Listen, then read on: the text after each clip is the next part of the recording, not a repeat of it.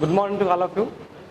I am Dr. Sanjeev Kumar T, lecturer in history, Government Physical College, Mannalli, Bidar from Karnataka. My dear friends, I think you know about the Indian society of 18th century. So there are many bad customs, bad events were going on. So can you tell me any bad customs, any bad events of the 18th century? Sati system, Yes, very good. Sati system. early marriage, Early marriage, very good. So, dowry system, very good, very nice, very, well known about the 18th century of the Indian society. So, these are the bad customs and old customs in the 18th century of the Indian, especially in Hindu community. So, one more question I will ask you. Can you tell me name of the Governor General of British East India Company who abolished these all bad customs? Anybody? Yes, very good answer. Lord William Bentinck abolished these all bad practice in the 18th century. So, dear friends, today we are going to learn about the reforms of Lord William Bentinck.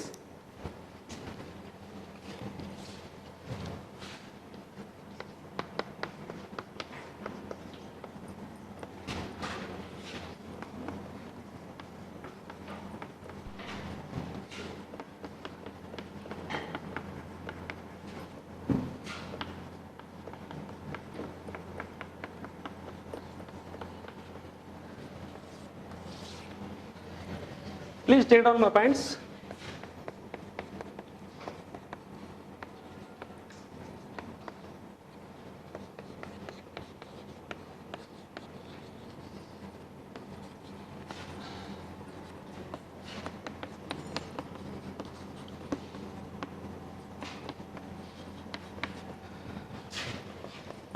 First one is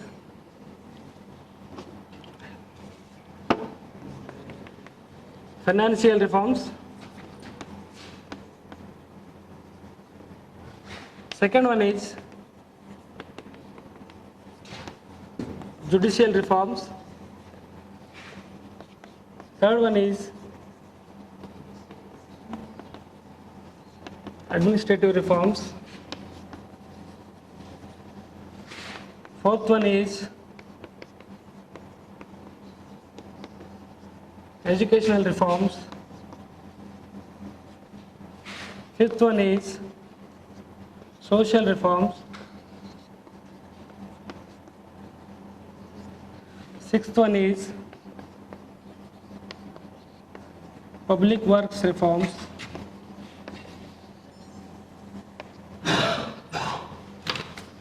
So these reforms were implemented by the Lord William Bentinck. So do you know, friends, earlier times we are suffered from the Britishers. They had given lot of pain to us to give the freedom. But behind of it, there are many great personalities are there. They have done lot of for us, and they have given lot of things, good things to Indians. So the Lord William Bentinck, when he came to India as a governor, become the Governor General of British East India Company, he got that the real situation of the India, and he realized that the main objective of the British government is that the reformers of the Indian society.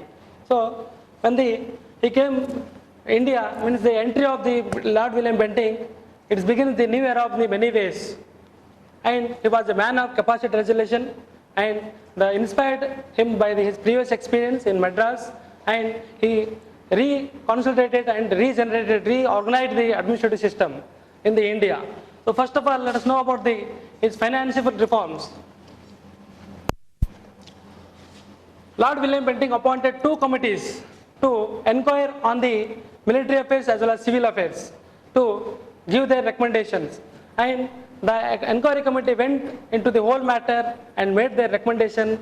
Accepting their recommendation, Lord William Bentinck reduced the many jobs, sinecure jobs, and as well as they cut down the allowances of the civil servants, and they reduced the salaries of the civil servants. Like he abolished these many jobs and cut down the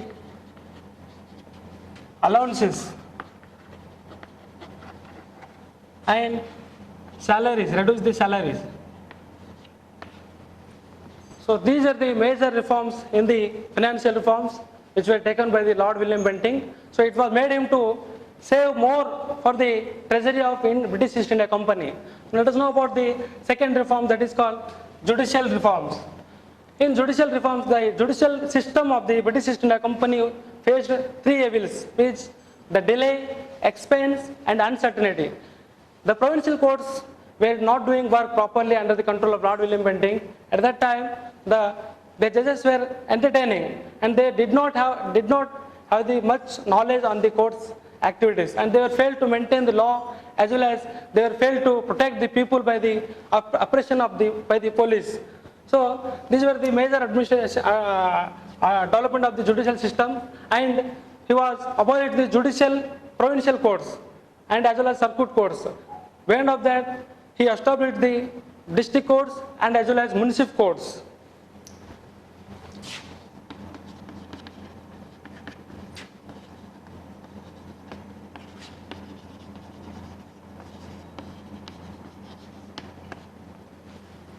So these are the major reforms in the judicial reform. Now let us know about the administrative reforms.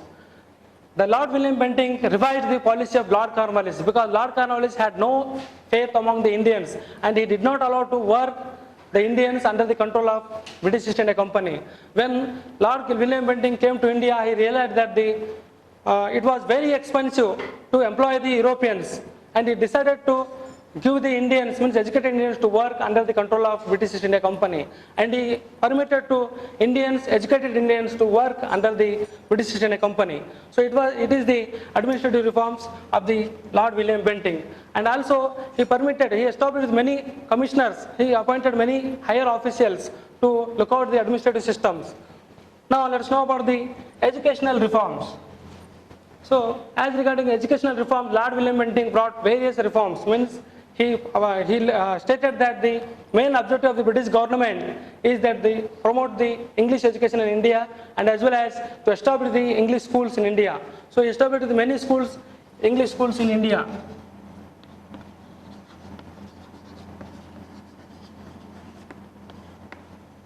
And medical college was opened at the Calcutta in the 1835.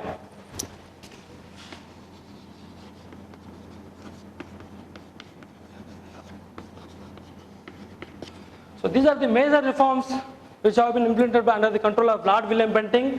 And now let us know about social reforms. So as you know already, you know about the sati system and already child marriage were going in the 18th century society, especially in the Hindu community. It was bad practice. It means that practice of sati means the widow woman herself burned herself along with her husband.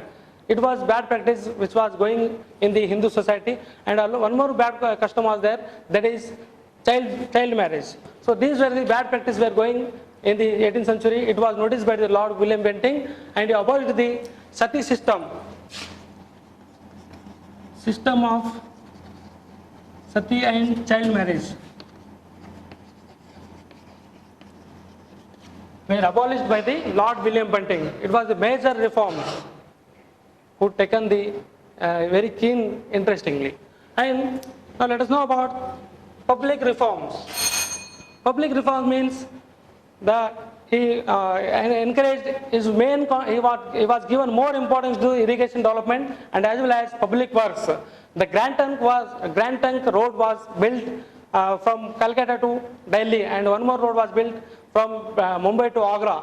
These two public reforms were very important under the control of Lord William Bentinck. And finally, estimate of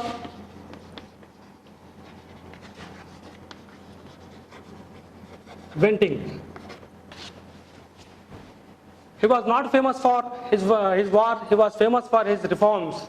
So when he became when he came to India as becoming the Governor General of British East India Company, he brought various reforms in different sectors like financial, judicial, educational and public works. So he was really done he played a very significant role in the history of British East India Company. And conclusively,